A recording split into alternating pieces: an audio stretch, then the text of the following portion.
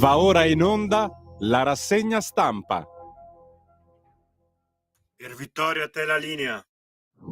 Ciao Andrea, ben risentito, grazie mille, buongiorno a voi ascoltatrici, ascoltatori, ben ritrovati qui sulle magiche onde di Radio Libertà.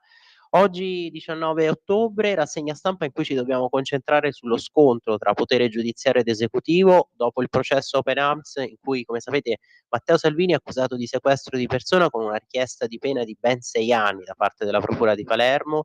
Ieri appunto la ringa difensiva della sua legale, l'avvocato Giulia Bongiorno, ma lo scontro tra potere giudiziario ed esecutivo si riacutizza dopo questa decisione del Tribunale di Roma di non convalidare il trattenimento dei migranti che erano stati condotti in Albania nel centro per il rimpatrio. Dopo la rassegna stampa vera e propria vi faremo sentire anche le interviste che abbiamo raccolto, in particolare quelle per la relazione annuale del CNEL sui servizi pubblici, e sono al Ministro della Pubblica Amministrazione Paolo Zangrillo e al Presidente del CNEL stesso Renato Brunetta, il Professor Brunetta, i quali hanno anche parlato del premio Impatto PA vinto da Acquedotto Pugliese quest'anno, mentre con Brunetta, con il presidente del CNEL, abbiamo anche commentato la cosiddetta funzione di coesione sociale della pubblica amministrazione. E poi a seguire le interviste ai giornalisti Mediaset Gianmarco Menga, autore del libro sul caso di Saman Abbas, e anche ad Alessandra Viero, come sapete co-conduttrice di Quarto Grado, temi affrontati ovviamente proprio l'omicidio di questa giovane ragazza di origini pakistane, Saman Abbas, e successivamente anche le interviste per il convegno di mercoledì alla Camera dei Deputati sul Medio Oriente. Nell'ordine sono le interviste all'avvocato e professore Angelo Lucarella, organizzatore dell'evento, già vicepresidente della Commissione Giustizia del Ministero dello Sviluppo Economico, nostro ospite di Radio Libertà, se vi ricordate proprio quest'estate, con lui avevamo discusso di riforma del premierato, e poi le interviste anche al giornalista del Corriere della Sera, moderatore del dibattito Giuseppe Alberto Falci, all'onorevole Ettore Rosato, segretario del Copasir, e all'onorevole Stefano Maullo.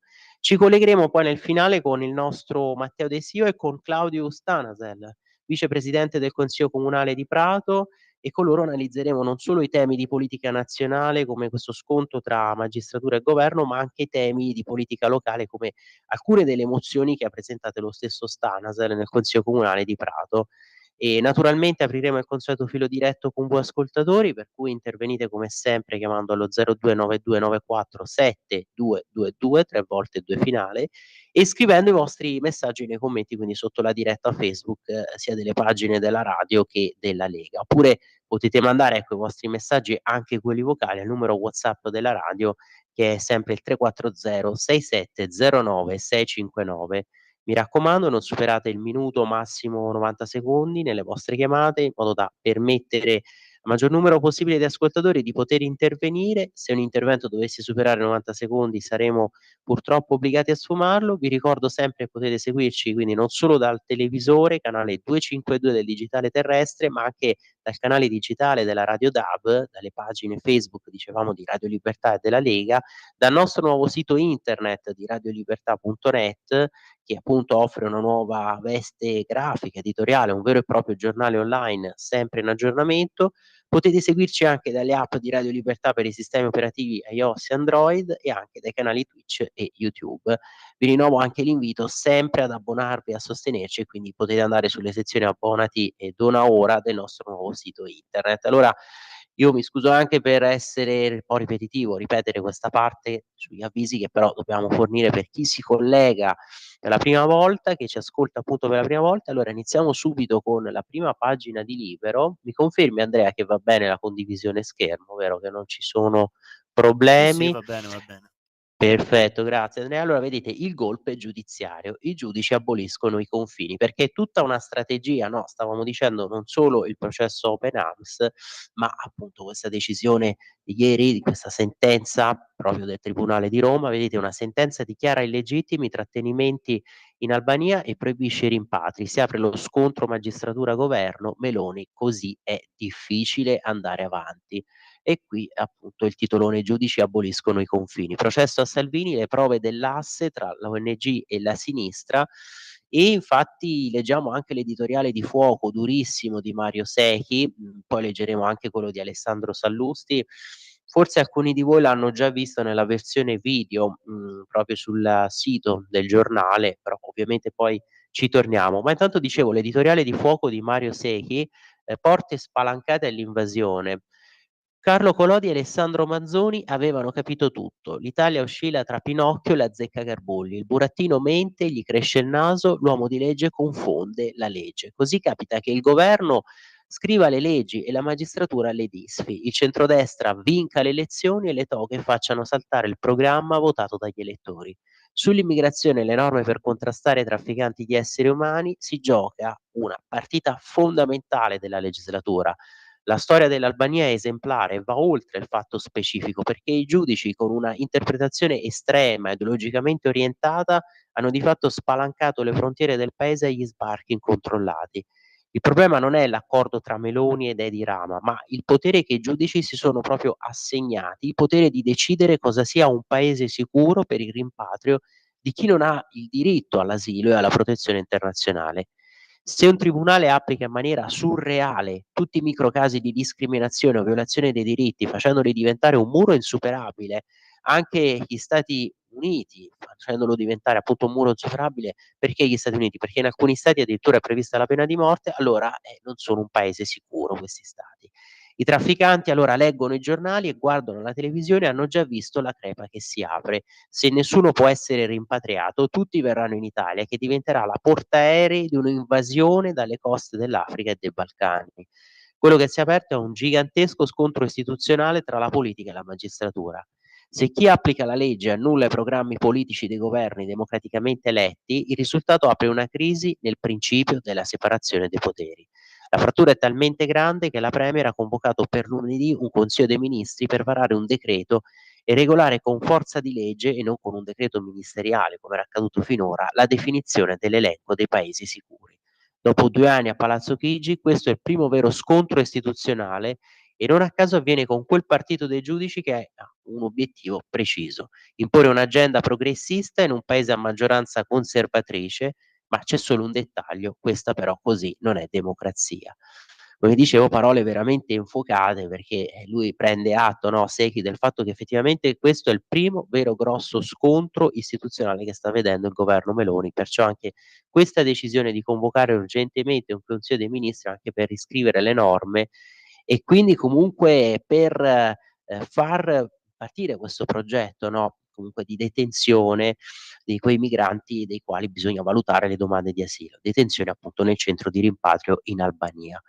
E invece vedete qui la foto su questo rischio di un'intifada da noi, cortei anche in Occidente, il caso dell'elogio della scrittrice Parodi, quelli al lotto per Sinvar e c'è pure Greta. Sapete, il leader di Hamas che è stato ucciso da Israele eppure ci sono queste manifestazioni sempre pro Pal che di fatto strizzano l'occhio ad Hamas. Il lungo poi editoriale di Daniele Capezzone che spiega perché effettivamente la linea di Netanyahu, nonostante tutte le critiche, tutto quello che abbiamo sentito, nonostante comunque gli eccessi che sono stati criticati della reazione israeliana, perché la linea di Netanyahu sta vincendo e perché stanno rosicando appunto i suoi detrattori.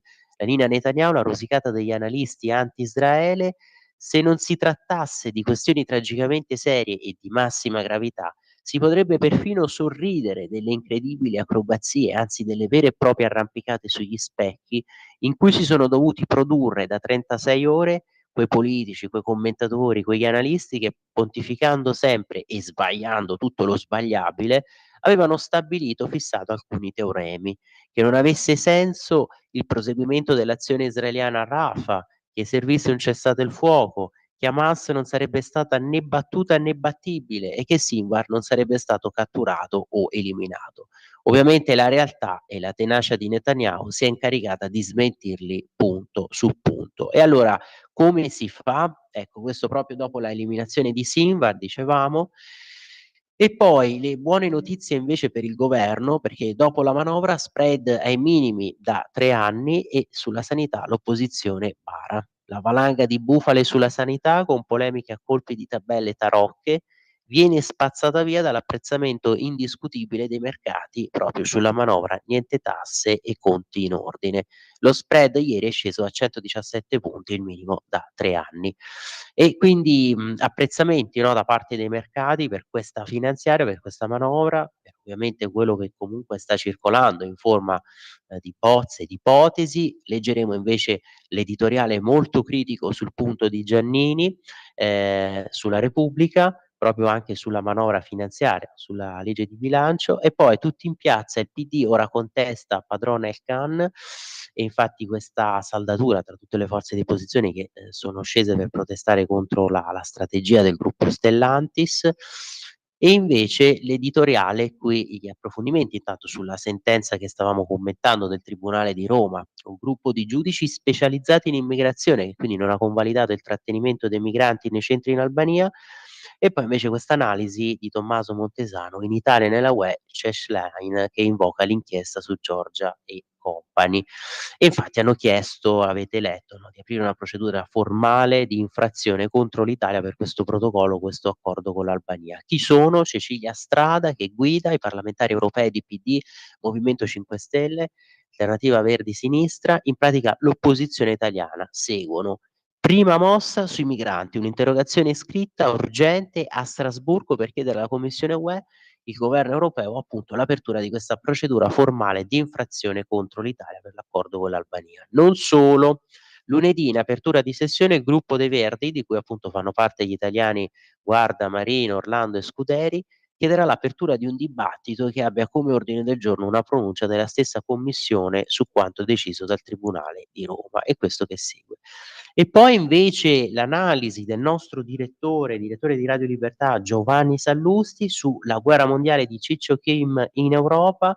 Penso che abbiate già comunque sentito questa notizia ieri dei 1500 coreani sul fronte ucraino, insomma una saldatura ulteriore in questo asse del male.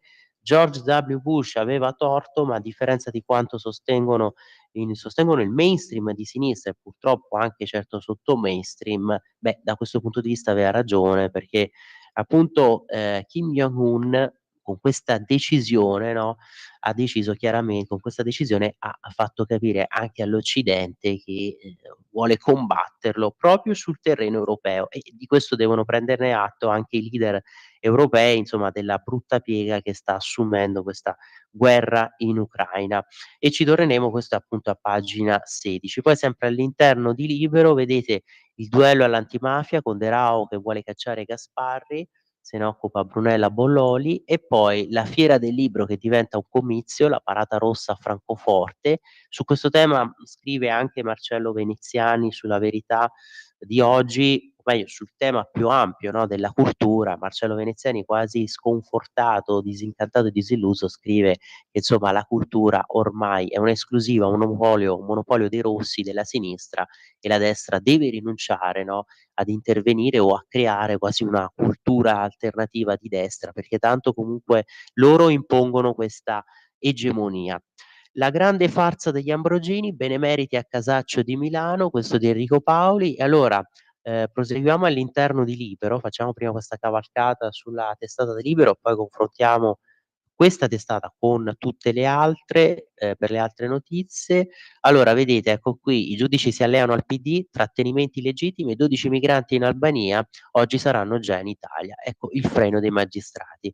Facendo leva sul pronunciamento estensivo della Corte di Giustizia Europea, il Tribunale di Roma non convalida il fermo dei primi immigrati, inapplicabili i respingimenti, i loro paesi di provenienza sono insicuri. Proprio con l'applicazione di questo criterio, perché se il paese di provenienza è insicuro, considerato insicuro, poi sulla base di quali criteri, di quali appunto classificazioni ci chiediamo. Qui vedete intanto proprio l'anteprima, no, della sentenza del tribunale che boccia i primi trattenimenti in Albania del governo Meloni, e a destra invece i primi immigrati portati nel centro fuori dall'Italia che faranno già questo ritorno.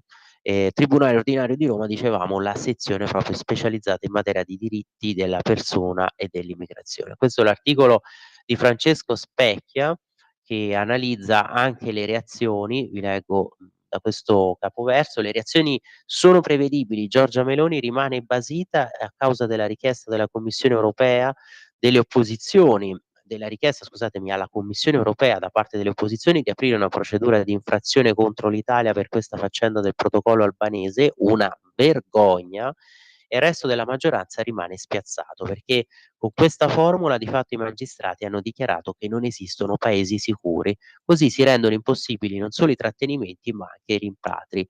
Si vuole stabilire che chiunque può entrare legalmente, non può essere trattenuto, non può essere rimpatriato, commentano da Fratelli d'Italia. In aiuto della sinistra parlamentare arriva quella giudiziaria e si ricita il primo di una possibile lunga trafila di casi, quello appunto dei 16 migranti da Bangladesh ed Egitto arrivati in buona salute e niente affatto fragili ai centri CPR albanesi, quindi di Shenzhen e Jader. Migranti che in seguito sono diventati 12, 2 dichiaratisi minori e 2 risultati fragili e che infine, pronti per essere riaccompagnati ai paesi di provenienza, sono stati fermati dal tribunale e saremmo solo agli inizi. E infatti poi vedete qui tempi eterni e in effetti con questa misura saltano tutte le procedure accelerate nei controlli di ogni singolo richiedente asilo, anche se sulla carta e a detta dell'Associazione Nazionale Magistrati questo non sarebbe così grave poiché la Corte UE ha ritenuto poi che il fatto che un paese terzo deroghi agli obblighi derivanti dalla Corte dei diritti umani, della CEDU, non escluda che questo possa essere designato come sicuro. Ma allo stesso tempo le autorità degli Stati membri devono valutare se le condizioni di attuazione del diritto di deroga siano atte a mettere in discussione tale designazione. E insomma, conoscendo i tempi della giustizia e la prevalenza generica dell'ordinamento sovranazionale europeo, sarà il caos. E infatti qui bisogna registrare anche la presa di posizione, poi ci torneremo perché vedremo anche tutte le altre dichiarazioni, ma la presa di posizione di Tajani, no? Che se vi ricordate comunque quest'estate aveva aperto la polemica, il dibattito sulla concessione della cittadinanza in base allo ius scholae, quindi comunque per i minori italiani, il solitamente mite Antonio Tajani qui si fa notare da Specchia, è inviperito sull'azione dei magistrati. La separazione dei poteri è uno dei principi giuridici fondamentali dello Stato di diritto. Regalerò ad Elly Schlein, dichiaratesi a favore dell'azione giudiziaria, l'opera omnia di Montesquieu. Qualcuno dal governo lascia trapelare che certi deputati di sinistra in visita a Blitz in Albania conoscessero già le sentenze dei tribunali. Questo non è certo, di certo c'è che la faccenda dunque ora si sposta sempre dal politico al giudiziario. Un ritorno al passato, ecco l'eterno ritorno, veramente ciclico questo aspetto. Qui vedete invece il parere raccolto da Pietro Senaldi con questa intervista a Giandomenico Cagliazza, il penalista: occorre la certezza del diritto sui rischi effettivi nei paesi di rimpatrio, altrimenti sarà il caos. Ecco, questo è veramente il rischio, perché altrimenti qualunque azione di freno a immigrazioni incontrollate rischia veramente, qualunque azione rischia di essere così semplicemente sbandierata, di rimanere poi sulla carta e non poter essere attuata. Sentenza appellabile, i criteri di sicurezza sono incerti. Avvocato, non mi pare una delle migliori giornate per il nostro premier. Onestamente Giorgia Meloni non ha torto quando afferma che in base ai criteri adottati dal giudice italiano difficilmente un paese del continente africano potrà essere definito sicuro. E qui risponde appunto Cagliazza: sì, ma quando sostiene che la questione non è l'Albania, ma che i giudici dicono che non esistono paesi sicuri e di questo passo nessuno potrà essere rimpatriato, non puoi respingere, non puoi attuare una politica di difesa dei confini, il Presidente del Consiglio solleva un problema che esiste, anche se io ritengo che la decisione dei magistrati italiani non sia attaccabile sotto il profilo della forma o sostenendo che si tratta di una decisione politica. Se si vuole fare un ricorso e provare a ribaltare la situazione, punterei al merito. Ovvero sia, Presidente, se fossi l'avvocato che si oppone alla decisione dei giudici di primo grado, contesterei nel merito che il paese di provenienza dell'immigrato illegale sia pericoloso. Il giudice italiano fa appello alla Corte di giustizia europea per affermarlo, qui incalza Pietro Senaldi, ma la Corte di giustizia europea fissa i criteri di pericolosità. È il giudice italiano che poi sentenzia, nella fattispecie dei 12 immigrati portati in Albania, sentenzia che l'Egitto e il Bangladesh sono pericolosi secondo l'Europa e qui si può tentare di impugnare il provvedimento per dire che non è vero. Però insomma con questa presa di posizione, con questa indicazione di Gian Domenico Cagliazza si rischia comunque il caos o comunque si rischia poi di dover caso per caso entrare nel merito e decidere, verificare, valutare se effettivamente quel paese sia o meno sicuro secondo l'Europa. Ecco perché lui qui sostiene che bisogna ribaltare la situazione, la sentenza nel merito e invece ritiene che sotto il profilo della forma sarebbe comunque una decisione non attaccabile quella del Tribunale di Roma, della sezione specializzata appunto in materia di immigrazione. E andando avanti, vedete qui nella foto una Giorgia Meloni con questa espressione effettivamente rassegnata, ieri appunto in missione in Libano. Nuovo decreto legge per i rimpatri, Meloni appunto è dura, proseguire in questo modo. Questa è stata la sua reazione da Palazzo Chigi, premier furioso, decisione pregiudiziale, ma il livello dello scontro è destinato a salire. In arrivo norme per rispondere alle toghe e difendere le prerogative del governo sui confini.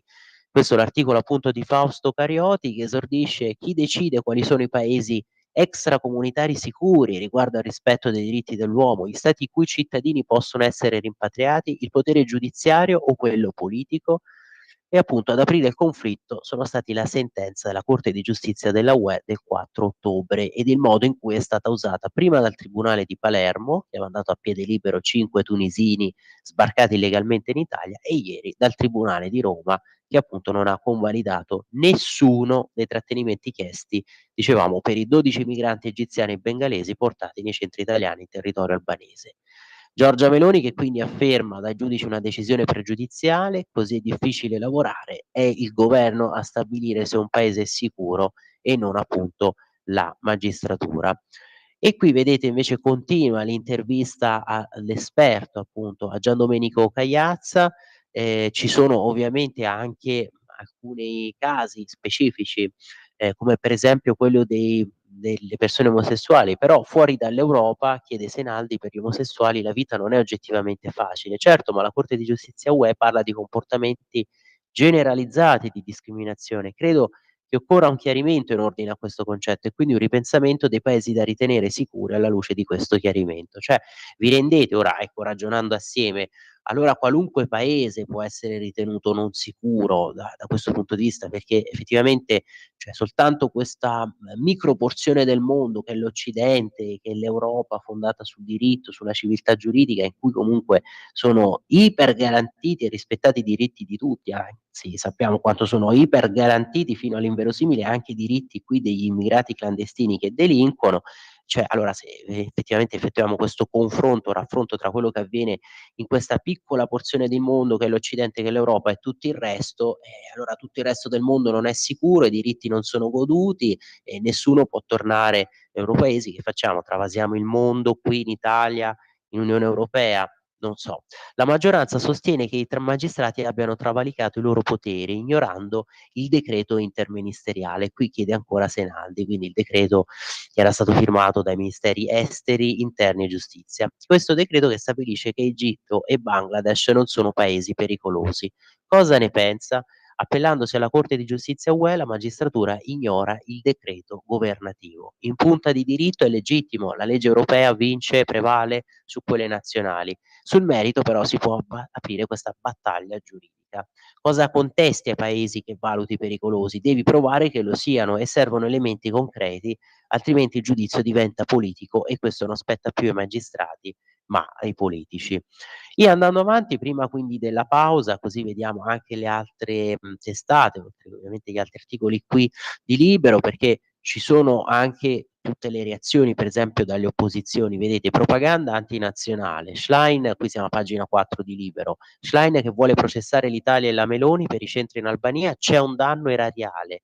Opposizione scatenata sui migranti. Al Parlamento UE chiede l'apertura di una procedura di infrazione per violazione delle norme comunitarie a Roma e invece invoca anche l'intervento della magistratura e Giorgia Meloni che ovviamente sostiene e ribatte tutto ciò è inaccettabile. Elly Schlein, segretaria del PD, la Premier fa la bulla con le ONG, è un accordo fuori legge.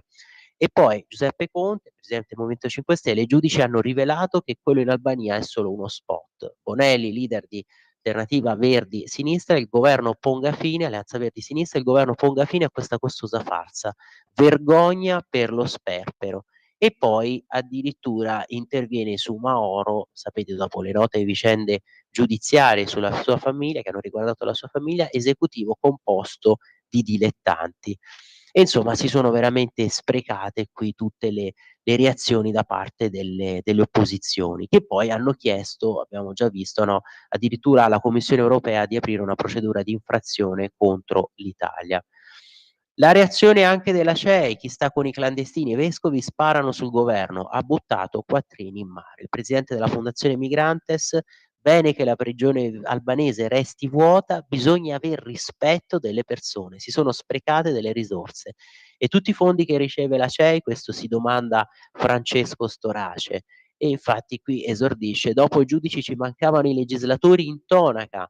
Non solo i magistrati rendono felice la sinistra italiana, che esulta per il sabotaggio dell'accordo fra Italia e Albania sui migranti, ma ci si mettono anche i vescovi, stavolta non dal pulpito, a predicare contro la svolta in tema di lotta all'immigrazione clandestina.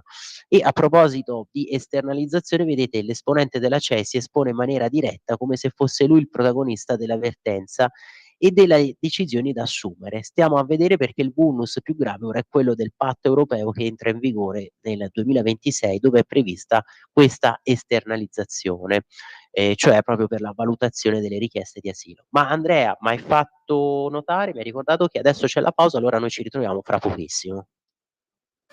Un nuovo modo per sostenere la tua radio. Visita radiolibertà.net. Ti basta un click e potrai versare il tuo contributo volontario direttamente online. Potrai donare con ogni tipo di carta di credito, anche prepagata. Ti aspettiamo online Su radiolibertà.net. Sostieni la tua radio con il tuo contributo volontario. Radio Libertà. La tua radio. Diamo voce alla nostra gente.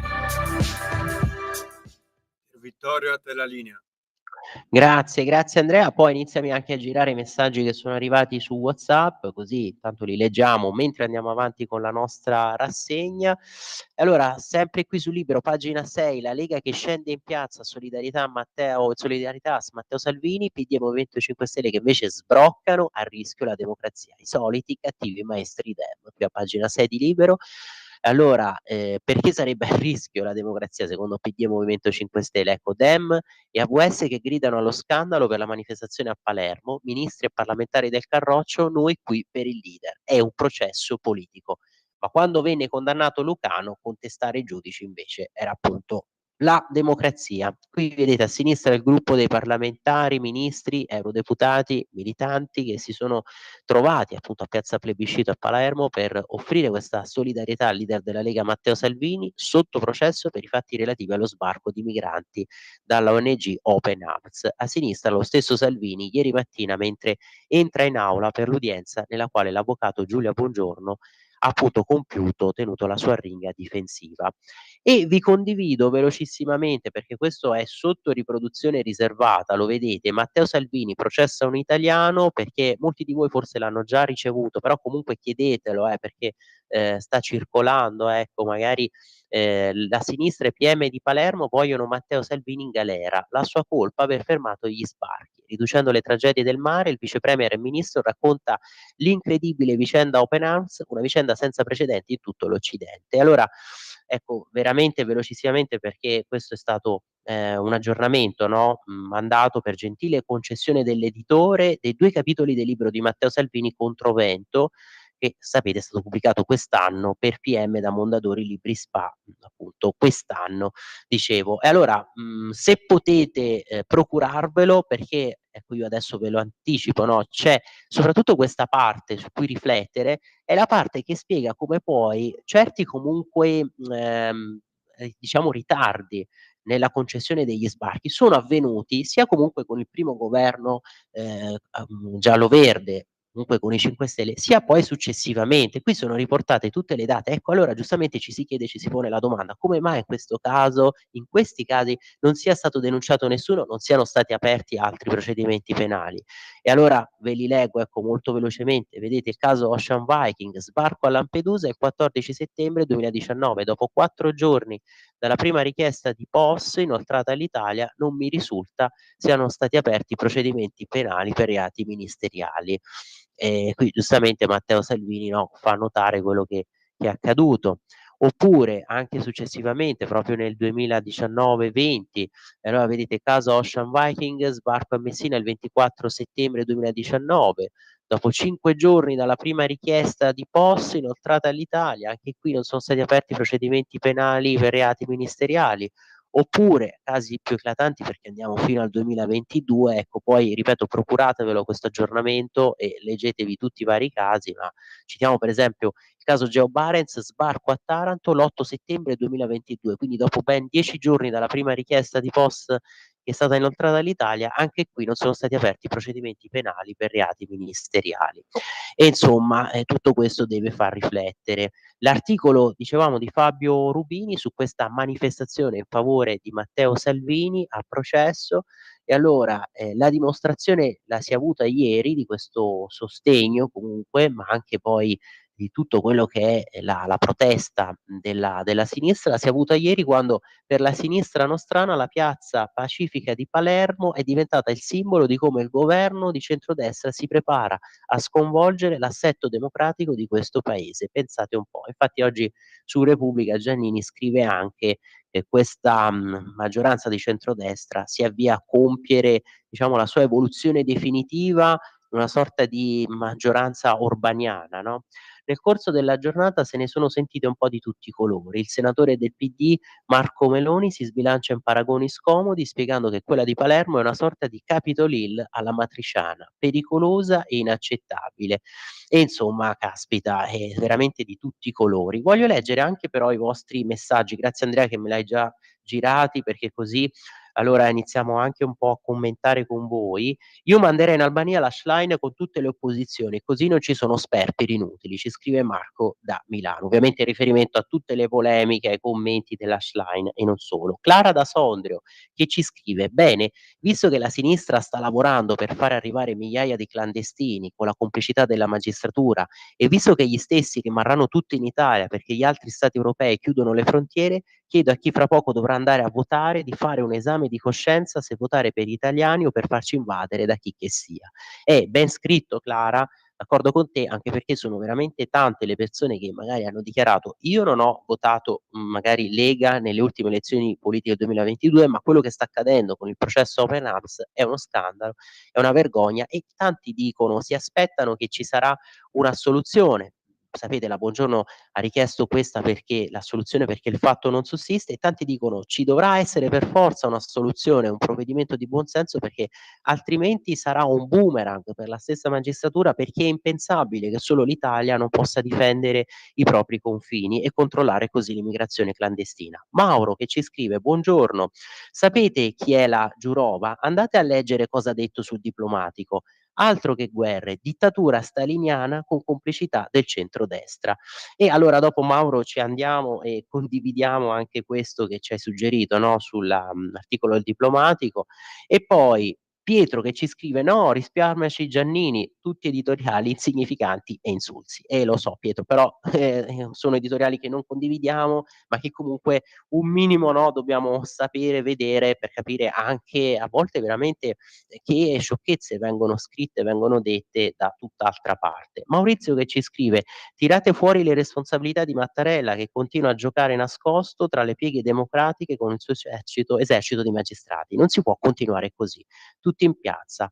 Questo paese, forza, paese non sicuro l'Egitto, ci aggiunge Maurizio. Vedete quanti italiani ci vanno pagando molto. Ridicoli. Anche l'Italia alloggi insicura grazie ai magistrati e alla loro inefficienza su delinquenza. E effettivamente Maurizio, questo che scrivi sull'insicurezza anche in Italia è diventata è molto ragionevole, su questa insicurezza che è diventata così una norma in tante città italiane, in tante periferie, in tante stazioni, stazione Termini Roma, stazione Centrale Milano. Qui a forza di importare veramente disperati a terzo mondo, si assiste alla terzomondizzazione dell'Italia. Forse e infatti poi ci torneremo su questo tema perché lo tratta anche Cerno sul Tempo con il suo editoriale di oggi, citando quello che è il commento di una persona che ha ascoltato al mercato, diceva: "Sì, ma a questo punto è più insicura stazione Termini del Bangladesh stesso".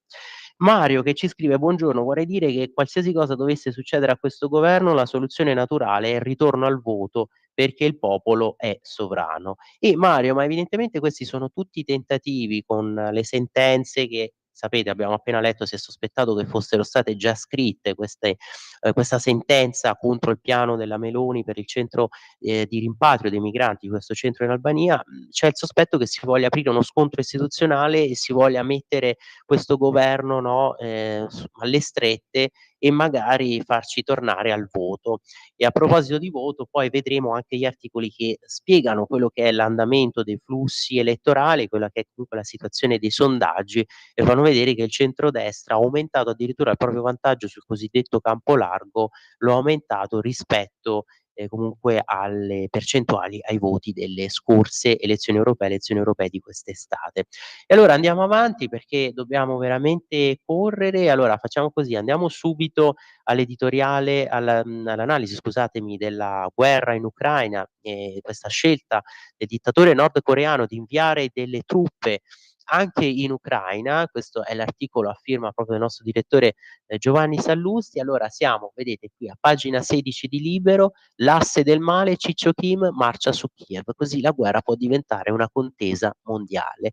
E allora, a proposito dei 12.000 soldati, ma andiamo con ordine, qui ricostruisce appunto Giovanni Sallusti, notizia appunto di ieri. La Corea del Nord, che era nominata nell'originario asse busciano, ha deciso di inviare 12.000 soldati, tra cui 4 brigate di forze speciali a combattere in Ucraina a fianco dell'esercito russo. Lo ha dichiarato Zelensky, lo ha confermato l'intelligence sudcoreana, secondo cui 1.500 militari di Pyongyang sarebbero già stati trasferiti a Vladivostok e gli altri sarebbero in arrivo. Un ulteriore salto di qualità rispetto ai più di 13.000 carichi di munizioni, missili anticarro e altre armi letali con cui, sempre secondo i servizi di Seoul, Kim avrebbe rifornito l'amico Putin negli ultimi mesi, a partire dall'accordo di partenariato strategico firmato a fine giugno.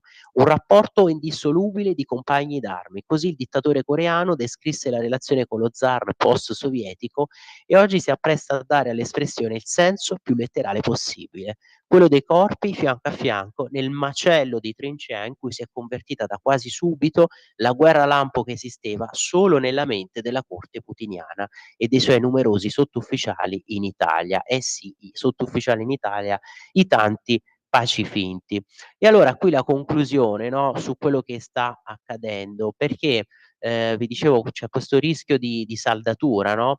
Il sottotesto ancora di saldatura anche con la Cina per questa decisione, perché effettivamente sapete poi ogni mossa, ogni azione della Nord Corea viene di fatto valutata e approvata con il beneplacito proprio del dragone cinese. Quindi il sottotesto di questa decisione, il sottotesto più grave, insito nel Kim che pianta gli stivali nella steppa ucraina al fianco di Putin è un altro ed è il vero piano inclinato della contemporaneità e si chiama saldatura dei fronti, quello che appunto stavamo accennando, perché i soldati nordcoreani che combattono in Europa, un'enormità che dovrebbe essere in testa all'agenda delle teste d'uovo di Bruxelles, giusto un filo prima del Green Deal, significa soltanto una cosa: l'irruzione del fronte del Pacifico nelle nostre vite. La saldatura massima, quella che scomoda la faglia di tensione principale del nuovo millennio, la faglia che può davvero spalancare l'abisso, l'orrore.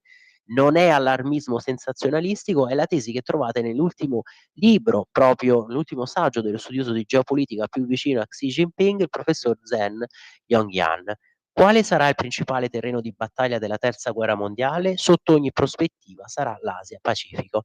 E sapete che poi questa affermazione è stata ripresa e commentata anche da Federico Rampini sul Corriere della Sera qualche giorno fa.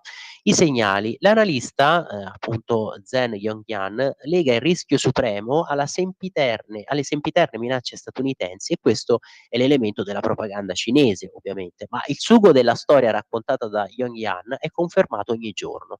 Cioè avvengono queste continue esercitazioni cinesi che ormai non si premurano nemmeno di mascherare l'obiettivo, cioè l'invasione di Taiwan. E poi c'è l'inquietante attivismo di Kim, che nelle stesse ore in cui manda truppe a sostegno della Russia, quindi in Ucraina, fa modificare la Costituzione e definisce per la prima volta la Corea del Sud come uno stato ostile.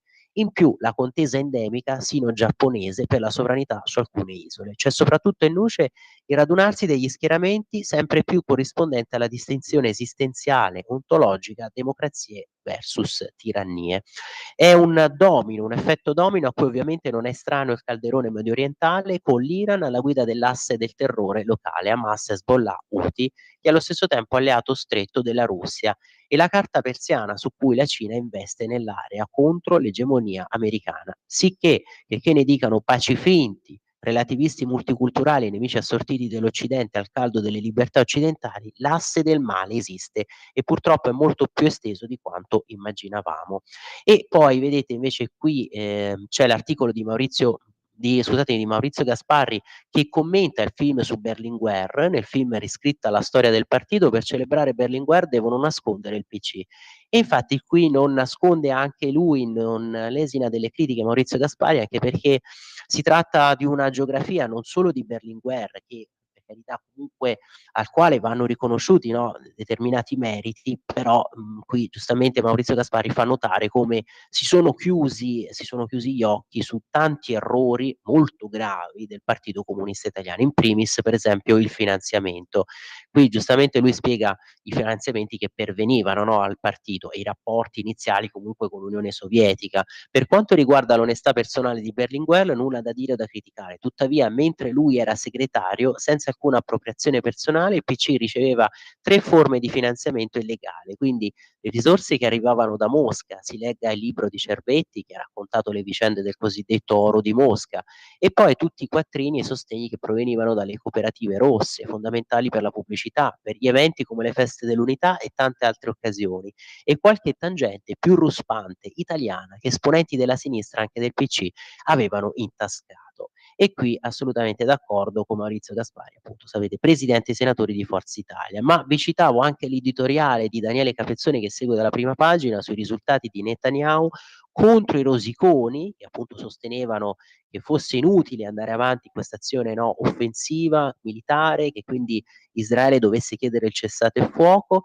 Allora vedete, la Israele sta vincendo, esperti analisti in lutto, la linea Netanyahu che paga, e qui riassumendo, no, qui spiega appunto Capezzone quelle che erano le obiezioni di questi criticoni detrattori di Netanyahu di Israele. Per esempio sostenevano l'apertura, la necessità di una nuova fase. Adesso voltiamo pagina, dicevano e scrivevano, come dire, la morte di Sinwar magicamente decreterebbe il finale di partita e dunque l'esercito israeliano dovrebbe andarsene in vacanza. Ma ogni persona ragionevole capisce che il punto non è la morte di uno o più capi, ma la ragionevole convinzione, che Gerusalemme deve ancora raggiungere, che i nemici non siano più in condizioni di nuocere. E poi appunto cosa succede adesso? Cioè vedete tutte le varie fasi che si aprono e tutte le prospettive che appunto vengono delineate da Daniele Capezzone. Qui in conclusione lui cosa sostiene? Che intanto Hezbollah continua a sparare dal Libano usando di fatto come scudo la missione UNIFIL ONU, mentre una delle guardie del corpo di Sinwar è stata trovata con un documento che lo presentava come insegnante UNRWA, sempre appunto agenzia ONU. Su via, qualcuno pensa che Israele abbia intenzione di chiudere questi occhi davanti alla situazione che si è delineata, mentre le massime autorità delle Nazioni Unite, Guterres in testa, continuano ad avere un solo obiettivo polemico, cioè sempre soltanto Israele. Appunto, le Nazioni Unite sempre che pontificano sentenziano contro Israele e poi non vedono quello che succede a casa propria in queste agenzie che poi alla fine offrivano riparo, scudo, protezione appunto a miliziani di Hamas. E poi abbozzare una previsione su quello che può accadere, qui conclude Capezzone, è dunque difficile. Netanyahu sta vincendo proprio perché ha scelto la strada di una deterrenza forte e non smetterà di seguire questa tattica fino a quando non avrà validi motivi per ritenere che la partita sia davvero conclusa con la chiara e inequivocabile sconfitta del nemico terrorista. Non saremo noi appunto a dargli torto, anche perché ha totalmente ragione. qui è nettissimo Daniele Capezzone, e meriterebbe semmai la gratitudine di un Occidente intontito e addormentato, incapace di riconoscere il nemico che vuole ucciderci o sottometterci. Beh, e poi, come ha notato anche il nostro direttore Giovanni Sallusti in editoriale che abbiamo letto poco fa, c'è anche l'ipocrisia dei tanti che protestano a favore dei palestinesi, di fatto a favore di Hamas, e che quindi prendono le parti di questi regimi tirannici, stando però al caldo, come ha scritto lui, al caldo delle libertà occidentali. E allora voliamo, prima di lanciare tutte le altre interviste, vediamo velocissimamente tutte le altre testate, poi ovviamente ci ritorneremo. Vi ricordo anche che alle 9:15 ci sarà il collegamento, l'intervista con il nostro Matteo Desio e con Claudio Stanasel, sapete, vicepresidente del Consiglio Comunale di Prato. Affronteremo anche questo tema dell'immigrazione dopo quest'altra sentenza shock, si può definire così, ma affronteremo anche temi locali appunto di Prato. Allora, giornale della CEI, Avvenire, vedete, via dall'Albania, il Tribunale di Roma non convalida il trattenimento nei centri dei primi 12 migranti, l'ira della Premier, e poi l'editoriale, il richiamo all'Europa e ai suoi valori, la civiltà del diritto. In sostanza si quasi festeggia, si saluta con favore questa sentenza. Qui si scrive: la vicenda dei migranti liberati dalla magistratura dai centri albanesi è un richiamo per tutta l'Europa, ricorda che vincerà le sfide che ha davanti, compresa e forse soprattutto quella dei flussi migratori, se resta se stessa rispettando la propria storia e quindi la civiltà del diritto. E poi vedete anche le prese di posizioni sulle altre testate. Vi dicevo prima Repubblica, anche se giustamente qualcuno aveva fatto notare, non vogliamo inevitabilmente aveva fatto notare, non vogliamo più sentire gli editoriali, leggere gli editoriali di Massimo Giannini, la deriva istituzionale. Qui intanto nella prima pagina leggete, vedete, Meloni contro i giudici, la Premier non decidono le toghe, lunedì Consiglio dei Ministri per cambiare la legge. Qui nella foto invece i militanti, gli esponenti leghisti, parlamentari, europarlamentari e ministri a sostegno di Matteo Salvini. Vi dicevo prima, no, che Massimo Giannini oggi cosa scrive? Che addirittura con queste norme, con questa presa di posizione, la reazione della Meloni alla sentenza del Tribunale di Roma, ecco, Giannini vede adesso un'evoluzione, pensate, della nostra democrazia, una sorta di autocrazia orbaniana. L'attuale maggioranza sarebbe sempre più orbaniana. Qui vengono ricordate, citate anche le reazioni di tanti vicini alla Meloni. Vedete la Premier Meloni affiancata dalla Guardia Nera di La Russa e i suoi fratelli bastona i giudici di Roma, il vice premier Salvini con ben 4 ministri al seguito pesta i giudici di Palermo, questo che segue a pagina 27. E adesso appunto ci andiamo e qui l'editoriale, no? La deriva istituzionale, ve lo zoom, ve la largo, se no non si legge bene. E qui appunto c'è il passaggio che di fatto accosta questa maggioranza anche appunto alla democrazia orbaniana, perché prima ancora del merito, qui segue proprio dalla prima pagina, importa questo metodo, questa sfida a viso aperto agli organi di garanzia previsti dalla Costituzione, questa deriva ormai davvero ungherese della democrazia italiana, mai così esposta alle spallate di una coalizione liberale e irresponsabile. Insomma, viene da obiettare a Giannini: ma se è proprio una democrazia orbaniana, no, il liberale ungherese, come mai la magistratura si permette queste interferenze? Tanto che, abbiamo detto poco fa, un moderato Tajani si schiera contro questa ingerenza e afferma che la magistratura, il potere giudiziario, deve compiere la sua parte e rispettare il ruolo di esecutivo e legislativo.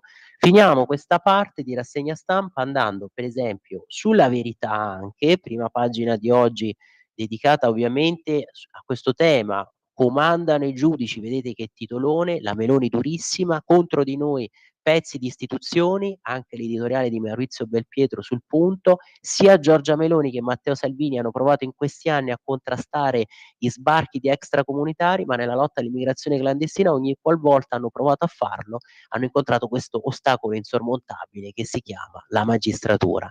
E poi vedete, per invece la questione che appunto la Verità chiama la resa dei conti, no? La pandemia, quello che è successo anche per queste vaccinazioni, si vaccina, si ammala, muore, altro risarcito. Provato il nesso tra AstraZeneca e miocardite fatale in un 35enne, ben 100.000 euro alla famiglia per il risarcimento. E poi, sempre su questo punto, Francesco Borgonovo che scrive: proclama sul New York Times, ormai ce lo dicono in faccia, l'emergenza deve rimanere eterna. Eh sì, perché vedete qui a pagina 13 proprio il New York Times. Oh, scusate, qui ho aperto anche la cartella di Radio Libertà. Allora no, andiamo a pagina 13. Vedete, adesso ce lo dicono proprio in faccia, l'emergenza virus che dovrà essere perenne. Il New York Times esce allo scoperto e parla apertamente della condanna a vivere in un perpetuo allarme sanitario. Pensate un po'. E qui infatti Francesco Borgonovo riporta quello che scrive proprio sul New York Times David Quammen, il saggista statunitense, autore del bestseller Spillover, l'uomo che quindi che all'esplosione della pandemia era stato identificato come colui che aveva previsto tutto, poiché raccontava il passaggio dei virus dagli animali agli umani. E qui giustamente chiosa Borgonovo, certo poi abbiamo cominciato a capire che il Covid con tutta probabilità non proveniva da una foresta, bensì da un laboratorio, ma questi sono dettagli che la grande stampa e ai politici non piace ricordare. Vi citavo prima però della Verità, anche l'articolo di Marcello Veneziani, poi il suo disincanto, la sua disillusione sul fatto che comunque l'egemonia culturale della sinistra resti, sia inscalfibile e che a questo punto la destra quasi debba rinunciare a una sua controbattaglia, il governo molli la cultura se vuole durare. Dalla fiera del libro di Francoforte, quindi che ci sono gli alfieri del controcanto al regime, sulle nomine la controffensiva della destra non c'è. Seguiamo l'esempio della DC, spariamo dal settore, spariamo nel senso scompariamo, lasciamolo solo ai progressisti, meglio impegnarsi sui temi economici e internazionali. E insomma, gli ex scudo crociati praticavano ai margini un discreto clientelismo, ma nessun intervento in quel campo minato della cultura, tra quegli alieni rancorosi. E beh, un rancoroso può essere anche lo stesso Antonio Scurati. Qui vedete con questa espressione appunto l'alto papavero. Non polemizzo con l'esecutivo, qui aggiunge Marcello Veneziani, e nemmeno con la sinistra, il mio è solo il riconoscimento di una situazione di fatto. Credetemi, non c'è un filo di intenzione polemica o malevola contro il governo e nemmeno contro la sinistra, la cultura predominante, è solo l'amichevole constatazione di un sinistro, il riconoscimento di una situazione di fatto. Salvate la faccia se vi ritirate dalla partita piuttosto che perderla tra cedimenti rateali, aggiustamenti, retromarce, pentimenti, infingimenti. Non è cosa vostra, lasciate perdere. Insomma, un po' un Marcello Veneziani sconsolato. E poi, prima pagina invece del giornale di oggi, perché ve lo stavo citando, l'editoriale di Sallusti, Alessandro Sallusti, su questo tema dello scontro tra magistratura e governo dopo la decisione del Tribunale di Roma, quindi di non convalidare il trattenimento dei migranti nel centro per i rimpatri in Albania. Chi sono i veri anti-italiani? Ormai è chiaro che siamo un popolo, ma abbiamo due stati, uno che rema a favore dell'Italia, l'altro contro. Del primo fa parte il governo democraticamente eletto, il secondo comprende le opposizioni battute alle elezioni e la magistratura, che si è presa in carico il compito di vendicare tale sconfitta. Che il Tribunale di Roma abbia dichiarato ieri illegali i trasferimenti degli immigrati nel centro di accoglienza costruito dall'Italia in Albania, appigliandosi a generici cavilli da azzeccagarbugli, non è cosa che ha a che fare con la giustizia, bensì con la politica. Il fatto che ciò avvenga lo stesso giorno in cui sullo stesso tema PD, 5 Stelle e Sinistra Italiana chiedono all'Europa di aprire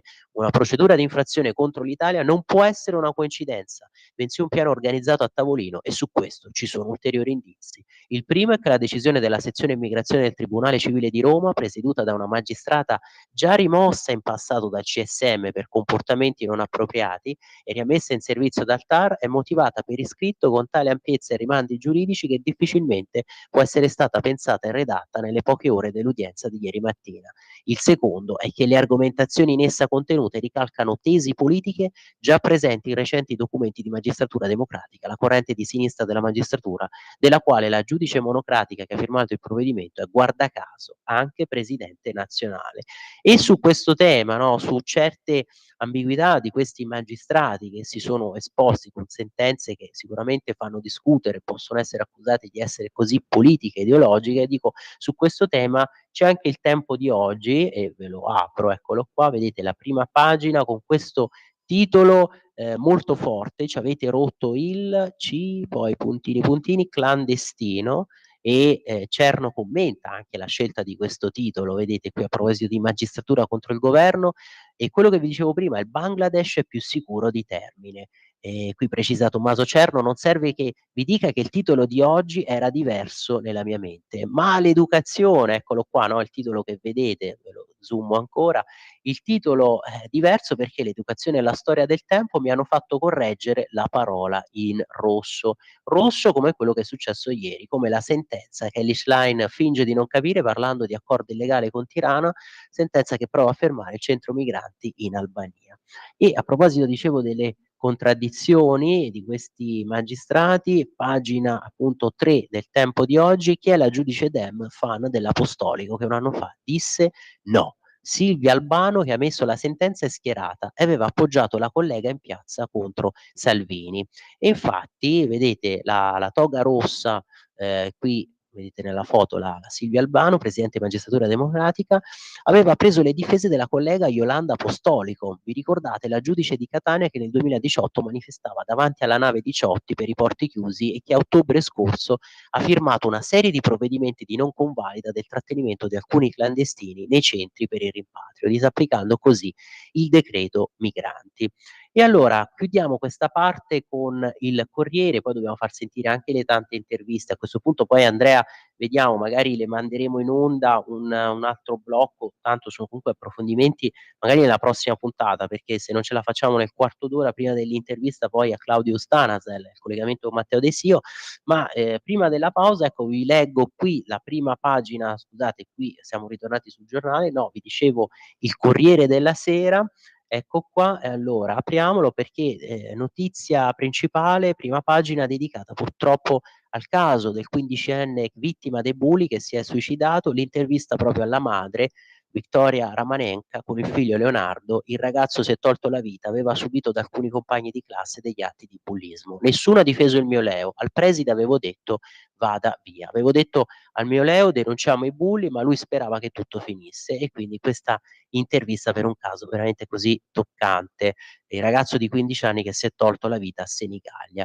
E invece l'editoriale di oggi di Fiorenza Sarzanini, una lunga strada, dedicato proprio a quello che sta succedendo con questa sentenza di ieri, che alla fine di fatto ha anche applicato questo criterio di paese sicuro, criterio indicato proprio, l'abbiamo richiamata prima, la sentenza della Corte di Giustizia Europea del 4 ottobre scorso. E quindi, ma come sempre accade per le pronunce della Corte di Giustizia, qui l'editoriale appunto il Corriere della Sera di oggi, il principio deve essere esteso e quindi applicato da tutti gli altri Stati membri. Basterebbe questo a rendere poco comprensibile, qui si sostiene, la bagarre politica che si è scatenata ieri, pochi minuti dopo il deposito dell'ordinanza sui migranti portati in Albania. Il centrodestra si è subito scagliato contro i magistrati, definendo politica una decisione fondata su elementi giuridici. Beh, qui si sostiene che sia una decisione semplicemente fondata su elementi giuridici, però abbiamo visto le ricadute politiche, i connotati profondamente politici, sentenze che sono state emesse, e abbiamo visto comunque da un magistrato che si è espresso, aveva appunto manifestato queste posizioni politiche. E allora Andrea, sono le 9, credo piccolo break e facciamo partire le nostre interviste già registrate. In quanti ti promettono trasparenza, ma alla fine ti ritrovi sempre con la bocca chiusa e non puoi dire quello che pensi. Radio Libertà non ha filtri né censure, ascolta la gente e parla come la gente.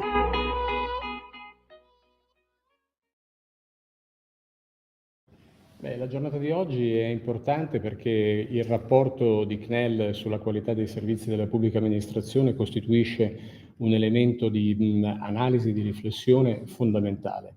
Se noi vogliamo traguardare ad una pubblica amministrazione capace di rispondere alle aspettative dei suoi clienti, cittadini e imprese, noi dobbiamo misurare la qualità della nostra pubblica amministrazione. Quindi il vero valore di questo rapporto è un'analisi trasparente, è un'analisi imparziale di quello che si coglie nel sentito, nel vissuto dai nostri clienti sulla nostra capacità di rispondere alle loro attese. Quello che emerge in modo evidente è che la pubblica amministrazione è una organizzazione molto complessa e quindi la necessità è quella del dialogo, di essere capaci di dialogare non soltanto al nostro interno tra le diverse diramazioni della pubblica amministrazione, perché è un'organizzazione fatta di amministrazioni centrali, di amministrazioni territoriali, ma anche nel dialogo con gli stakeholder, con i cittadini.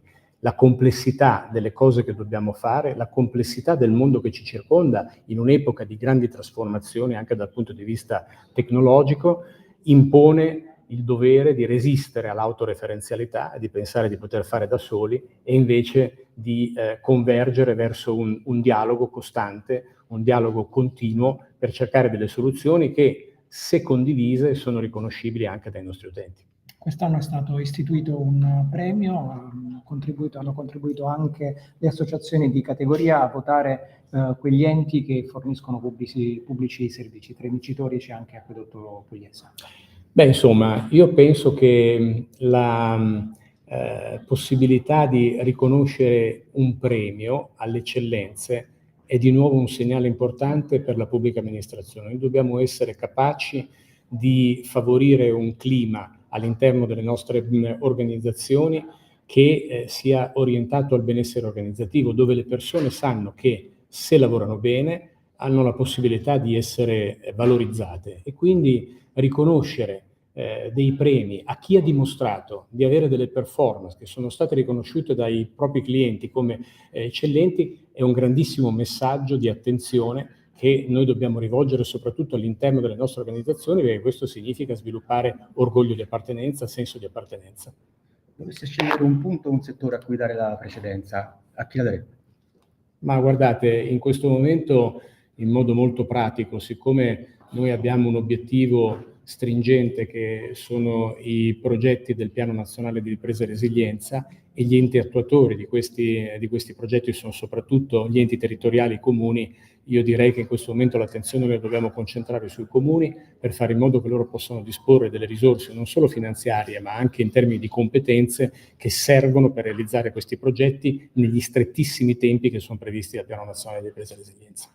Grazie. Grazie a voi. Grazie.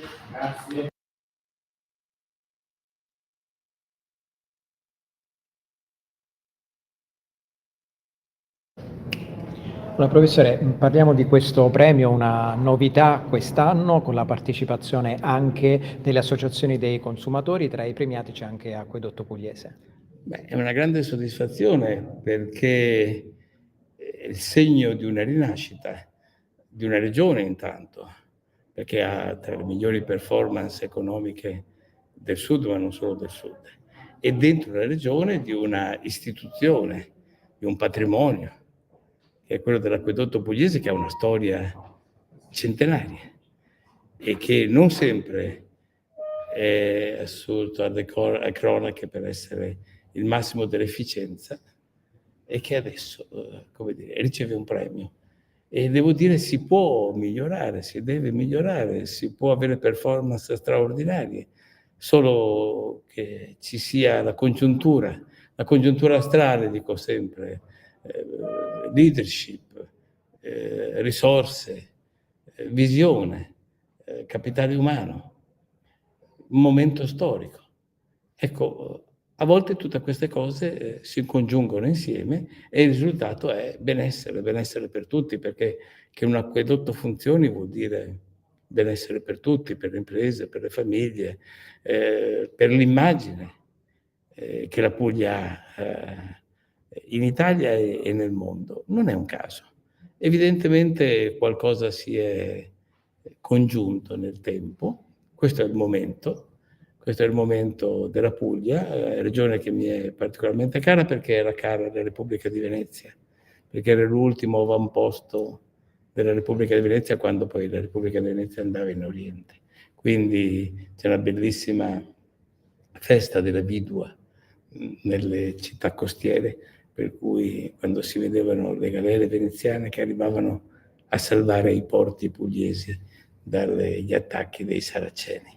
Quindi viva la Puglia, viva l'acquedotto pugliese, ma viva soprattutto la rinascita del sud. Ci vorrebbero 1, 2, 5, 10 Puglie per rifare tutto il sud e tutto il rinascimento del sud. Il resto del paese ha bisogno. Con Gianmarco Menga, allora abbiamo sentito che non si è trattata di guerra di religione in questo omicidio di Saman Abbas, più di una questione culturale. Tu hai anche detto che la tua vicenda comunque personale con il fidanzamento con una ragazza di fede musulmana ti ha anche permesso di evitare che lei diventasse una nuova Saman Abbas, proprio per queste difficoltà sempre di queste ragazze nel loro rapporto con genitori che magari sono di fede musulmana, ma comunque sempre con una mentalità tendenzialmente chiusa e restia ad integrarsi in Occidente. Sì, è un discorso prettamente culturale, non religioso, per quanto, come ho anche scritto, il padre di Saman avesse detto in una intercettazione al fratello piccolo, al fratello di Saman, questa in realtà è una guerra tra Islam e cristiani. In realtà è un discorso prettamente culturale e antropologico. Culturale perché è una mentalità retrograda, spesso sono famiglie che arrivano in Italia, in Occidente, e non vogliono integrarsi e soprattutto limitano la libertà di ragazze che, conoscendo un nuovo modo di vivere, magari vogliono, ecco, essere un po' più libere, sia nel modo di vestire, sia nel fare nuove conoscenze, vivere all'occidentale, che non significa vivere senza regole. Ecco, io questo ho cercato di spiegare, soprattutto cercando di prendere spunto e di prendere il buono di quello che mi ha raccontato la mia fidanzata, che in effetti sì, è una Saman che ce l'ha fatta ed è riuscita ad integrare nella maniera migliore sia il bello e il buono che c'è in Oriente con quello che di buono abbiamo qui in Occidente. E ultimissima domanda, ecco, tu giustamente hai anche aggiunto che c'è stato un corposo appello da parte della procura. Credi che la situazione anche dei cugini possa ribaltarsi dopo questa assoluzione? Io credo di sì, lo spero, per un discorso prettamente di verità, cioè affinché la verità processuale si avvicini alla verità storica. Sicuramente è molto corposo l'appello preparato dalla procura, che cercherà di far rientrare la premeditazione in questo delitto, che io ritengo ci sia perché è un disegno clanico che nasce da lontano. Torniamo al discorso culturale con cui abbiamo iniziato. Grazie ancora a Gianmarco Menga.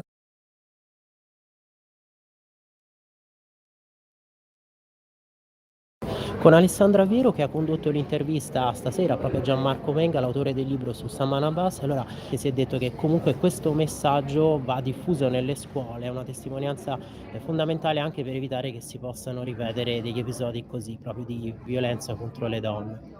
Esatto, perché non ci siano altre Saman, perché oggi l'abbiamo detto. Allora, Saman intanto era una ragazza che è venuta in Italia da adolescente, l'unico momento di ponte, diciamo, con la comunità italiana per lei è stata la scuola media. Una volta abbandonata la scuola dell'obbligo, purtroppo non l'hanno più mandata, lei è ripiombata in quel microcosmo fatto di doveri, fatto di imposizioni, fatto di regole, che era rappresentato dalla sua famiglia d'origine. Ecco, Saman però si scontrava appunto con due mondi, quello della famiglia d'origine, ma anche con quello che vedeva intorno. La sua porta sul mondo, essendo poi rinchiusa di fatto in casa, erano i social. Sui social lei si chiamava Italian Girl proprio perché sognava di comportarsi come una ragazza italiana, di avere magari un amore, di innamorarsi come fanno tutte le ragazze di 18 anni, ma anche un altro nickname aveva, Alone Girl, ragazza sola, perché questo era Saman, sola. E ci siamo chiesti stasera se la sua storia forse non poteva essere intercettata, forse non si poteva fare qualcosa anche per cambiare un po' il corso degli eventi. Abbiamo raccontato di lei con tanti episodi anche della sua vita, abbiamo parlato anche della ricostruzione di questo caso, anche del grande lavoro che c'è stato da parte degli inquirenti. Ricordiamo che c'è una sentenza di primo grado con la condanna all'ergastolo dei genitori, Shabar Abbas e Nazia, e la condanna a 14 anni di zio Danish, che sarebbe l'esecutore materiale di questo brutale omicidio. Ricordiamo anche che sia Shabar Abbas che Nazia sono state assicurate alla giustizia dopo un periodo di latitanza in Pakistan. Non era scontato, perché riportarli a casa e fare pagare loro il conto italiano della giustizia, perché tra Pakistan e Italia non c'era un trattato bilaterale di reciprocità. Però io penso che questo sia un cerchio comunque che si è chiuso, il fatto di avere riportato in Italia e far scontare loro l'ergastolo, lo dovevamo a Saman e ci siamo riusciti. Grazie ancora Alessandra Vero, veramente speriamo che nelle scuole si possa diffondere questo messaggio. Grazie a tutti voi. Radio Libertà, veniamo da una lunga storia e andiamo incontro al futuro con spirito libero per ascoltare tutti e per dare voce a tutti. Pier Vittorio, a te la linea. Grazie Andrea. Allora, spero che mi ascoltiate di nuovo e io volevo con voi continuare a leggere i messaggi che ci avete inviato. Per esempio, stavo vedendo anche qui sulla pagina Facebook della stessa Lega, no? O meglio, inviati che ci avete scritto. E allora li apro, per esempio, vedo qui c'è Daniele che ci scrive. Tanto mi confermi, Andrea, che c'è la condivisione schermo, è tornata, così si possono anche inquadrare, vero? Allora c'è Daniele che ci scrive: sinistri e giudici sinistri, setta politica. Rita: a questo punto ritengo più sicuro l'Egitto che l'Italia, cosa che i magistrati e giudici fingono di non vedere. Ragionamento di cui prima, no? In base poi al garantismo che viene concesso a tanti immigrati clandestini che sono qui a delinquere. E poi Maria Antonietta che ci scrive: costruire centri per i migranti vicino alle abitazioni di puntini puntini, così si renderanno conto dell'illegalità.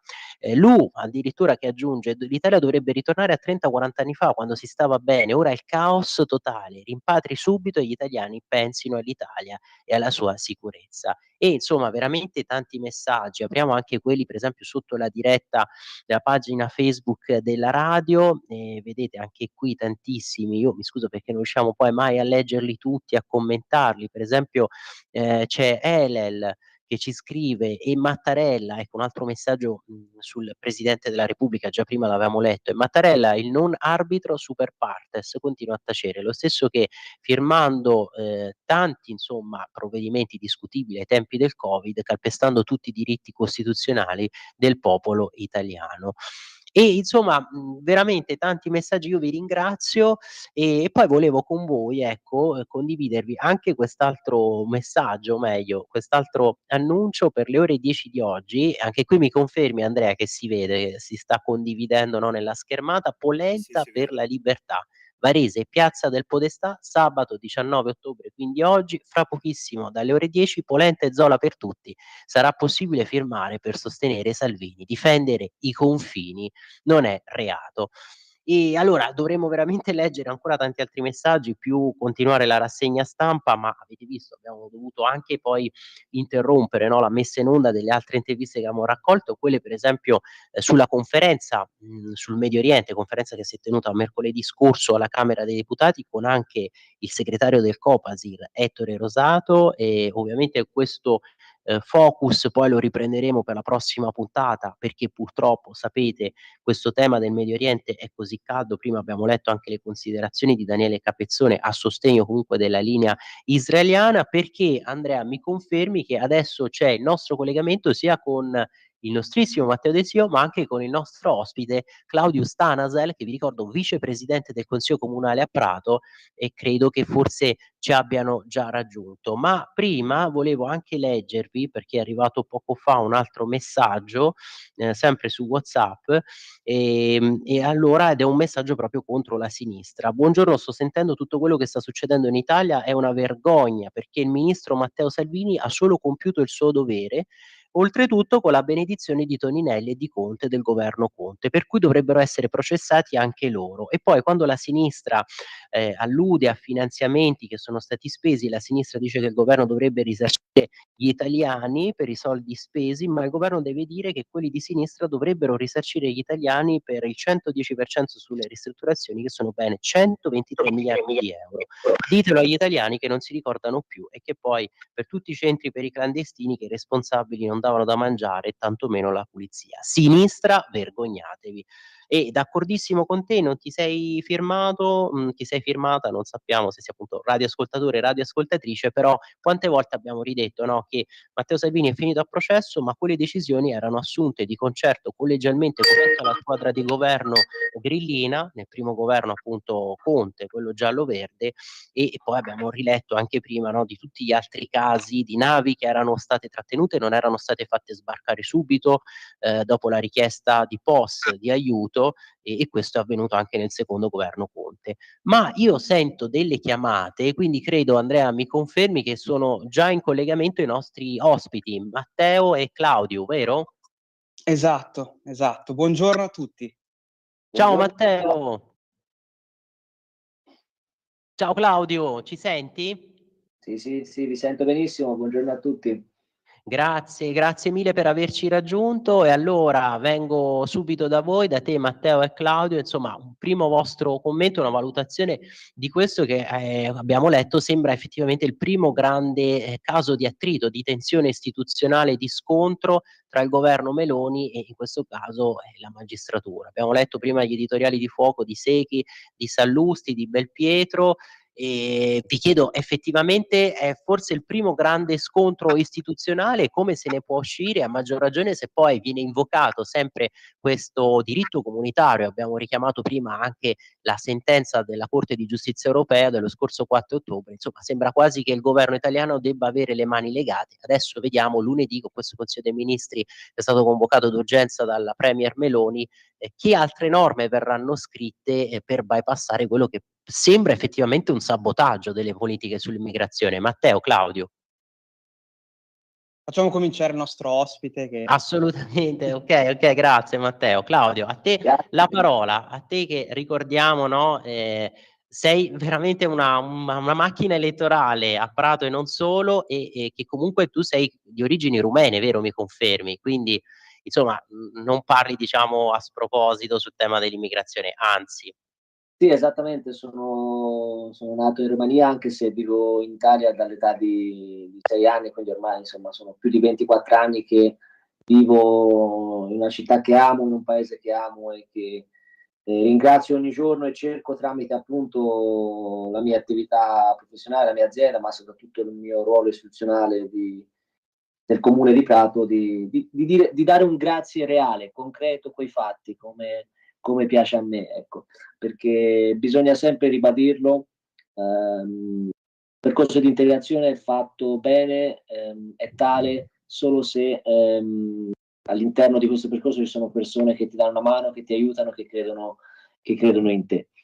Detto questo, veniamo subito al sodo, al tema appunto che ponevate giustamente. Io credo che quello che stiamo vivendo rischia di creare un precedente molto pericoloso, non solo per questo governo, ma per il paese Italia. E cioè il fatto che sembra sempre più evidente che ci sia una chiara volontà, non solo dalla parte dell'opposizione in Parlamento, ma anche di una parte della magistratura italiana, di opporsi a prescindere in tutti i modi a qualsiasi iniziativa di questo governo, e anche tra l'altro anche di governi passati, soprattutto per quanto concerne misure portate avanti da esponenti di centrodestra. Ovviamente il caso più famoso è quello di Matteo Salvini, ma ce ne sono stati sicuramente altri. Che dire, abbiamo un Consiglio dei Ministri che lunedì deve mettere in chiaro, in maniera concreta, quale sarà la soluzione, perché altrimenti ci troveremo davanti a un impasse che sostanzialmente cosa va a dire? Non si possono affrontare questi temi con la modalità e le politiche volute da questo governo, e per il quale questo governo poi tra l'altro è stato votato, voglio ricordarlo a tutti, ma bisogna semplicemente rassegnarsi a quella che è di fatto un'invasione che sta andando avanti da tanti anni. E se a mio avviso non cogliamo questa occasione anche per fare quella che da tanti anni abbiamo più volte richiamato, e cioè una vera riforma della magistratura, io credo si faccia un torto non solo a tutti gli elettori che ci hanno votati e che hanno permesso a questo governo di nascere, ma all'Italia intera. Non possiamo più vivere nell'Italia dei no, non possiamo più vivere in un'Italia che impedisce al governo, ai propri ministri di fare il proprio lavoro, utilizzando appunto questi mezzi che a mio avviso non sono mezzi corretti, etici e giusti, e tantomeno poi portano a un risultato concreto, perché quello che questo tribunale va a fare è sostanzialmente richiamare principi che nessuno Stato europeo considera mai, e anche l'Italia spesso e volentieri non ha mai considerato certi principi europei, ma questa volta il caso vuole che invece siamo ligi ad ascoltare qualsiasi documento, qualsiasi riferimento europeo. Ecco, fa un po' riflettere tutto questo sicuramente, però sta a noi, sta al governo rispondere con decisione, rispondere chiaramente con decisione, perché altrimenti, ripeto, si rischia un blocco totale di tutta l'attività del governo in merito alla questione di quella che va definita col suo nome, e cioè immigrazione clandestina e incontrollata. Esattamente, si rischia proprio un blocco, e voglio sentire anche il tuo punto di vista, Matteo, e poi se vuoi anche, diciamo, anticipare l'altro tema, perché prima l'abbiamo un po' accennato, non trattato a fondo, cioè quello della manovra finanziaria. Ne volevo parlare anche con lo stesso Claudio. Prima non abbiamo fatto in tempo, ma pensate, oggi a pagina 9 del Resto del Carlino di oggi c'è anche l'analisi di Bruno Vespa, altro che debole, questa manovra è di crescita, e lui spiega perché. Abbiamo prima citato noi apprezzamenti del mercato, il fatto che comunque lo spread sia diminuito, e lui spiega perché il governo può essere promosso, no? Dice proprio, scrive: una finanziaria per tanti, va nel segno della crescita, l'abbassamento dello spread è un ottimo segnale, pagheremo meno interessi. Le critiche per i fondi alla sanità, la spesa pro capite in realtà è in aumento. Matteo. Allora, innanzitutto, aggiungendo a un commento puntuale del nostro ospite, direi che è facile capire comunque l'irritazione del governo verso una magistratura che si è più volte intromessa negli affari di Stato, no? Abbiamo visto lo scandalo delle intercettazioni, quello che purtroppo è successo proprio e soprattutto alla Lega con il magistrato e il capo di polizia, che hanno cercato di intercettare purtroppo le nostre, chiamiamole così tra virgolette, le nostre chiamate, e tutto quello che riguarda ovviamente purtroppo tutti gli appartenenti al partito. Quindi è facile da capire l'irritazione del governo. È uno scontro istituzionale?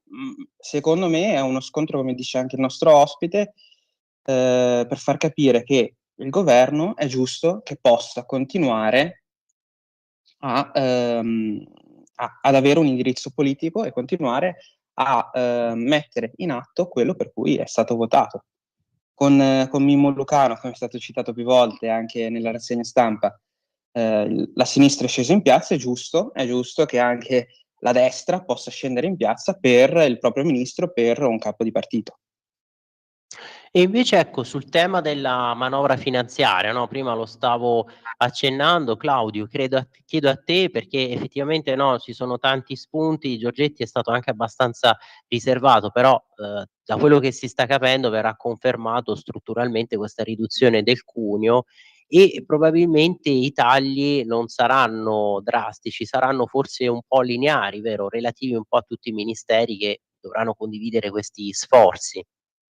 Ma io credo onestamente che, vista la situazione in cui ci troviamo, per le motivazioni che tutti conosciamo negli ultimi anni, credo che si sia fatto con lavoro, un buon lavoro, anche viste le premesse, perché se ben ricordate, nei giorni, nelle settimane prima appunto dell'approvazione, c'è stata una polemica montata su da alcuni dei partiti dell'opposizione, che voleva dire al Paese che questa che sarebbe stata la finanziaria approvata avrebbe portato a un disastro per tutto il Paese, aumenti delle tasse, nuove tasse, una serie di menzogne, appunto smentite poi punto per punto, perché se andiamo un attimo ad analizzare nel merito questa finanziaria, andiamo a partire innanzitutto dal taglio del cuneo fiscale, perché c'è un taglio delle tasse sul lavoro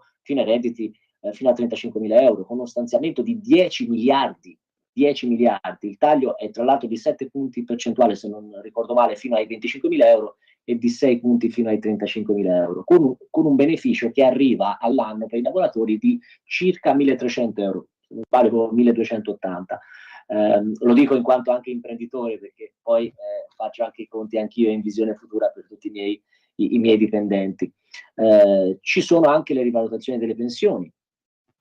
Si mantiene quota 104, la pre-sociale, l'opzione donna, ci sono incentivi per le famiglie, vengono introdotti appunto sgravi fiscali per le madri lavoratrici con almeno 2 figli, estesi anche alle lavoratrici autonome.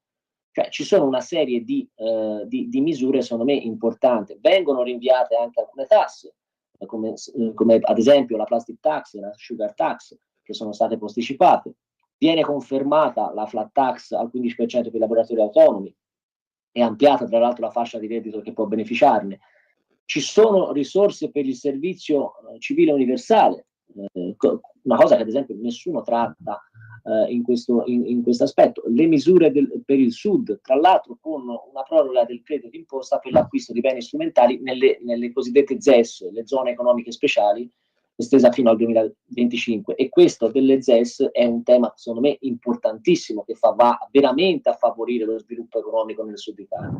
Infine ci hanno detto, no, che noi siamo il governo che ha fatto i maggiori tagli alla sanità, che trattiamo la sanità in maniera diciamo incoerente rispetto alle promesse fatte. Beh, sta di fatto che la manovra va in tutt'altra direzione, perché nei prossimi 2 anni, quindi 2025 e 2026, il governo stanzia ben 6,4 miliardi di euro, 2,36 mi pare nel 2025 e 4 e qualcosa nel 2026, arrivando a un record per il Fondo Sanitario Nazionale di circa 137 miliardi nel 2025 e oltre 140 miliardi nel 2026. Quindi ecco, uniamo, cioè da una parte ci sono i discorsi, la retorica, dall'altra parte ci sono i fatti. Ora, si poteva fare meglio? Probabilmente, sicuramente si può sempre fare meglio. Certo, se magari in passato non ci fossero state una serie di misure che noi siamo ancora costretti, lo saremo per i prossimi anni, a pagare sulla nostra pelle, avremmo avuto sicuramente più risorse. Detto questo, secondo me è una buona legge di bilancio. Magari credo che si possano migliorare alcuni aspetti, ma sono sicuro che nei prossimi mesi ci saranno sicuramente anche future variazioni che andranno a migliorare certi aspetti, soprattutto a livello economico, appunto. Assolutamente sì, e speriamo che appunto ci siano queste migliorie, questi affinamenti e soprattutto che poi si confermi la fiducia degli investitori. Io mi scuso perché effettivamente abbiamo ormai terminato il nostro tempo a disposizione, quindi Claudio, poi ovviamente riaffronteremo questi temi, no? Ci devi venire a ritrovare, devi ricollegare per trattare anche i temi locali della tua Prato, e perciò mi scuso perché veramente, mi conferma Andrea, abbiamo esaurito il tempo, sono già le 9:30. E allora grazie ancora Claudio, grazie ancora Matteo e grazie per essere stati qui con noi. Grazie a voi. Grazie a voi. Molto piacere, buona giornata. Grazie, Buona grazie giornata. ancora a Claudio Stanasel, grazie ancora a Matteo De Sio. Ricordiamo, Matteo poi sarà impegnato lunedì, vero, per il tuo programma Esatto. Te la ridò io l'America, e a questo punto io vi ringrazio per i tanti messaggi. Prima di salutarvi volevo leggervi questa notizia flash che ci ha mandato appunto il professor Giuseppe Brienza, sapete, giornalista pubblicista e collabora alla nostra radio, per questo quadro di San Tommaso d'Aquino che prega e studia, che verrà presentato oggi all'Abbazia di Fossanova. Quindi per chi fosse interessato c'è questo evento, un quadro che è stato realizzato da appunto un artista contemporaneo proprio sull'iconografia dell'Aquinate, no? E verrà appunto presentato oggi all'Abbazia di Fossanova, appunto oggi 19 ottobre 2024. Ma allora grazie ancora per l'ascolto, grazie ancora per i vostri messaggi, grazie ad Andrea che ha pazientemente atteso, no, la fine di questa puntata, e allora buon weekend, buon fine settimana, noi ci ritroviamo per la prossima rassegna stampa.